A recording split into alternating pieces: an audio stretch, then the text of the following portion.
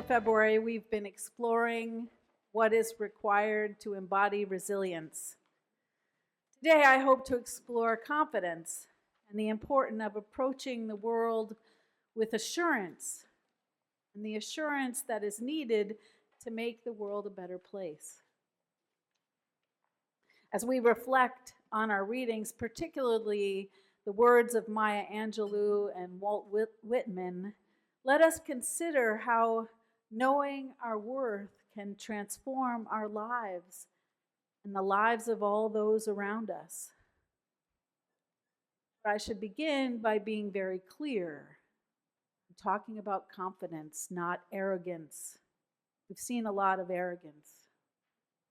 Confidence leaves room for humility where arrogance does not. Confidence helps us to walk with all, with our heads held high, whereas arrogance requires someone to bow down to someone else. Confidence is an abundance mindset. It knows that my light doesn't dim yours. My light not only helps us see the path more clearly, but it helps ignite your path and your light. Confidence has a place in our quest to embody resilience and walk together to make the world a better place, and arrogance does not. Maya Angelou once said, "When you know you are of worth, not asking it, but knowing it, you walk into the room with a particular power." Her statement encapsulates the essence of confidence. It is not merely the absence of worry or fear. It is an unwavering belief in our own value and ability. In a world often clouded by doubt, this belief empowers us to rise above all challenges. When Angelou speaks of that particular power, she isn't talking about a title or a paycheck. She's talking about the way a person occupies space. Notice your own posture right now. Are you shrinking to fit into the chair? Or are you allowing your spine to hold the dignity of your spirit? Embodied confidence is the physical act of refusing to disappear. Think for a moment about the difference between those who embody confidence and those who do not. At first glance, this difference may seem nuanced, but the truth is that at confidence, individuals possess an inner conviction that many people long for, but they feel they lack. But the reality is the people with confidence are no smarter or beautiful or more talented. They have simply made a decision, a profound decision, to embrace their self-worth.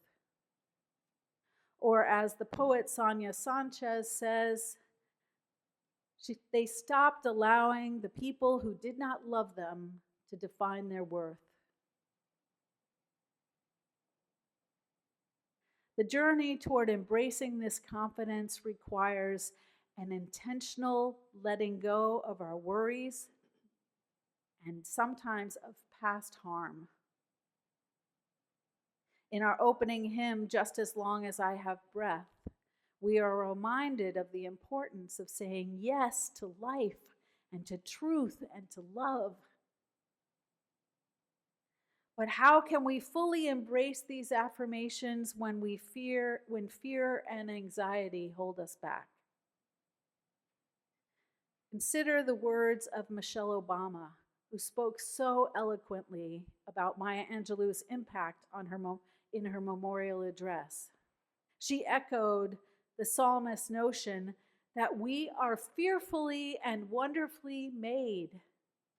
We are fearfully and wonderfully made, each of us intricately interwoven into the fabric of existence. And believing in our inherent worth is the first step toward confidence.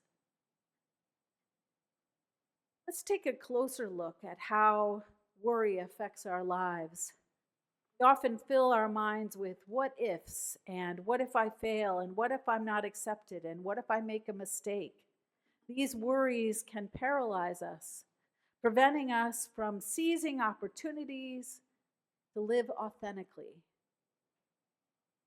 Confidence isn't the absence of fear, it's the decision to let fear sit in the passenger seat while you keep your hands on the wheel. We don't wait for the what ifs to vanish before we walk into a room. We walk into the room with the what ifs and show them who's in charge. I used to work on a farm, and I was afraid of the geese. And every time I went into the barn, the geese would chase me until I remembered I was bigger than the geese. And then they followed me. All of life is like that. In our reading today, we learn not only about individual confidence, but also in the communal aspect of this journey. And as we lit our chalice with the words of Walt Whitman, we acknowledged, if no other in the world be aware, I sit content. That's the feeling I want you all to have. Our self-worth does not hinge on other people's opinions, but rather comes from a deep connection with the love inside of ourselves that we share with humanity. We approach the world confidently when we inspire those around us to do the same. This ripple effect magnifies positivity and encourages a space where we can all thrive together. Imagine a community where each member recognizes their worth, allowing their light to shine brightly in support of each other. We hear the struggle for confidence in our values in our music today. When we sing of saying yes to truth, be honest, that yes is often heavy. It isn't a cheerful bypass of our pain. It's the gritty, confident realization that we are strong enough to carry it anyway. It is the yes of the survivor. It is the yes of the seeker. It is the yes of a community that refuses to give up on love. We saw this particularly gritty, confident action this week as we mourned the life of the Reverend Jesse Jackson. When he stood before the nation in 1984 and 1988 to run for president, he wasn't just seeking an office. He was asserting a right for his ideas to exist at the highest levels of our democracy. It was the ultimate act of somebodyness. He didn't wait for an invitation to be at the table. He brought his own chair, fueled by a confidence that refused to be diminished by the what-ifs of history. He taught us that trying is as important as triumph, and that our walking with your head held high is a prerequisite for change. And I'll tell you that I doubt that Obama would have been elected if it wasn't for Jesse Jackson. In the life of Jesse Jackson, we find a singular truth. When we trade self-doubt for a purposeful stride, we do more than occupy space, we can shift the course of a nation. But how do we bridge the gap between that historic somebodiness and our own daily lives? As a behaviorist, I believe, we don't just think our way into a new world. We act our way into new ways of thinking. Confidence is a practice, not a personality trait. To start, we must change our relationship with discomfort. This is not going to be comfortable. You have to do things that feel scary. We often wait to feel ready before we take the next step. Readiness is a myth. Behavioral change happens when we acknowledge the fear, we ask for help, and we choose action instead of passivity. It's about exposure, facing the small discomforts of bravery until the what ifs lose their power to paralyze us. When Maya Angelou tells us to walk like we have oil wells in our living room, she isn't offering a metaphor, she's just prescribing a posture intervention. She's telling us to lead with the body, promising that the spirit will follow. Additionally, we need to review our internal data. When we use self-affirmation, we aren't just being positive in the Stuart Smalley sense. We are performing a cognitive override. When you tell yourself, I'm good enough, or my voice matters, you are interrupting a long-standing circuit of self-doubt. You are providing your brain with a new data point to compete with the old harmful narrative. I practice this every single morning when I wash my hair. With the words of Thich Nhat Hanh, I bathe myself in the generosity and appreciation and an enlightened understanding of my life's experience. Not only does that keep me from spending too much time in the shower, and these words are not just a wish, they're actually an opportunity for me to wake up every day with the confidence my day requires. It doesn't work all the time, but it works enough. Angelou's poem, Life Doesn't Frighten Me, captures the essence of that confidence while walking forward despite the things that frighten us. Refusal to be cowed by the shadows. This spirit is captured visually in the children's book by Jean-Michel Basquiat. Basquiat's raw, street-hewn drawings don't try to be pretty or polite. They possess the same unvarnished confidence as the poem itself. His art serves as a reminder that our confidence isn't always polished. Sometimes it's loud, sometimes it's messy, and absolutely certain of its right to be seen. By acknowledging our fears and choosing confidence over doubt or guilt, we learn to navigate life's challenges with grace.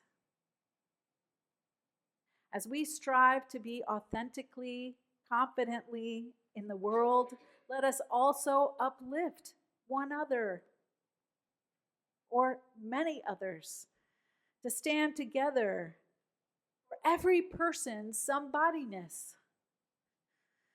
Encourage a friend to offer support to a loved one and cultivate an environment where everyone feels safe, to speak their truth, and to be their true self. We can create a supportive community, recognizing that our collective affirmations of worth enhance each individual's confidence. Let us remember that confidence is within all of us. It's an innate part of our humanity, just waiting to be recognized and harnessed. Your worth is not contingent on other people's opinions or on the accolades of others that you accumulate or the challenges that you've faced. Instead, it is found in the simplest, profound understanding that we are all perfectly imperfect just as we are. We're perfectly imperfect just as we are. Let today be a turning point, a reminder that we can choose to let go of our worries in the world and walk boldly and confidently forward to build the new world that we seek. Remembering in every moment that every living being is fearfully and wonderfully made. We know that very well. They're deserving of all life has to offer. Embrace the power of saying yes to life and trust that with each step we take in confidence, we not only uplift ourselves, but we inspire others to do the same. In closing, let us affirm our covenant to dwell together in peace and to seek the truth in love and to help one another. May we lift each other as we rise, celebrating the beauty in our differences and knowing that together we can create a community bursting with confidence and compassion. And as you head home today, I want you to imagine those oil wells really are pumping in your living room. Carry that rhythm in your step. You are not an apology. You are a yes to the universe that has spent billions of years trying to articulate you. Walk boldly, love fiercely, and now rise together and sing with me, Lean on Me. Oh, you all can sit down. When I lived in Woods Hole for years, I used to get up every morning and walk with great confidence past Stony Beach and the bridge and the seals and everything. But it also gave me a chance to watch the other people who were walking, how they walk. There's no right or wrong way to do it. This poem is called How She Walks Through Life. To say she walks is much like saying table or mitten. She may walk one-armed, clip-clopping to the beat of petty conversation with a phone growing out of her ear. Or walk with eyes forward, stern, sweat, pumping, grim determination, get out of my way. Or walk self-consciously, like an aging movie star looking in puddles at her quavering reflection. Or walk hobbling, each uneven step, tossing her foot ahead of the knee, kicking pain like garbage out of the way. Or perhaps she is one so exquisitely at ease in her body, in her flawless courage, with a mindful and graceful gaze to all in the world. She walks as though the thirsty soles of her feet are drinking the earth, one satisfying gulp after another.